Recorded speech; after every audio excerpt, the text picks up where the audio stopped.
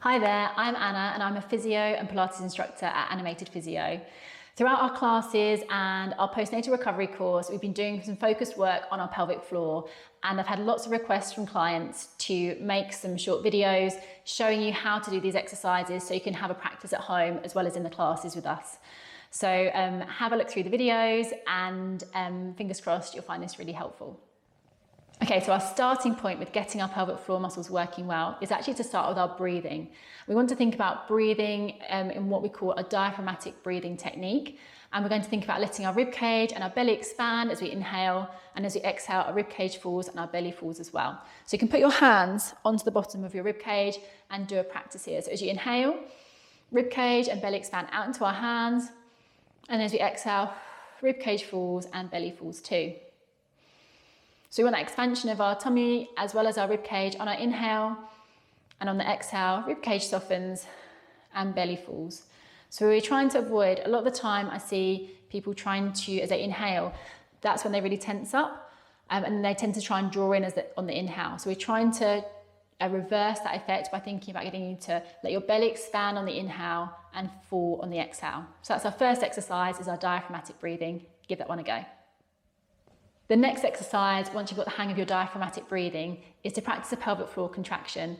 And often I find doing it sitting down is most effective because you can feel that lift if you're sitting on a firmer surface. So sitting on a firm chair, or you could sit cross-legged on a floor, whatever feels comfortable for you. And then we're going to do a nice big breath in. And then as you exhale, that's going to think about lifting up through your pelvic floor muscles. And then you're going to inhale and relax off. We're going to exhale. That's when we're going to try and do that lift through our pelvic floor muscles. And then as we inhale, that's when we let everything relax off. One of the best cues to use to try and engage our pelvic floor muscles is to imagine we're holding in wind. So as we exhale, we're doing that lift. Imagine we're holding in wind. So that's that drawing up from our back passage. As you inhale, we're trying to relax off. And it's really important to try and think about letting those muscles relax as well as contract to get them to function the best that they can. So that's our second exercise, is to try and do our isolated pelvic floor contraction when we're sitting, and hopefully you can feel that lift if you're sat on a firmer surface. So for our next exercise, we're going to try an isolated pelvic floor contraction lying on our backs. So we can be on our backs with our knees bent, feet on the floor, hands by our sides. And we're going to try and think about keeping nice and relaxed through our inner thigh muscles, nice and relaxed through our bum muscles, and again, timing with our breathing, that contraction and relaxation of our pelvic floor muscles. So nice big breath in, and we're nice and relaxed. And then as we exhale, we're going to try and lift through our pelvic floor muscles. And then as we inhale, we're relaxing back off. So we're just trying to do that isolated contraction without squeezing our thighs together, without squeezing our bum muscles. Try not to tense too much through our tummy muscles either, just squeezing and relaxing, timing with our breath, those pelvic floor contractions lying on our backs. So once you've mastered doing your pelvic floor contractions lying on your back, let's incorporate them into an exercise. We're going to build into doing a bridge here. So we're going to do a nice big breath in to prepare. You're going to breathe out as you draw up through your pelvic floor muscles, tilt back through our pelvis. This time we are going to squeeze our bum muscles and tighten our tummy muscles, and we're rolling up through our spine into a bridge. Breathe in and hold at the top, try and keep that contraction, and then breathe out as you roll down through your spine, nice and smoothly, one vertebra at a time, keeping that contraction, and then take a breath in at the bottom, letting everything relax off at the bottom of the movement. So breathe out as we lift, roll up through our spine, breathe in and hold at the top, keeping that contraction, breathe out as we roll down, keeping that pelvic floor lift.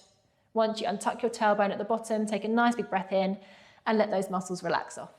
So we don't just want our pelvic floor muscles to work when we're sitting still or lying on our backs. So let's see if we can get our pelvic floor muscles working on our hands and knees now. So it's good to try contracting and relaxing our muscles in different positions.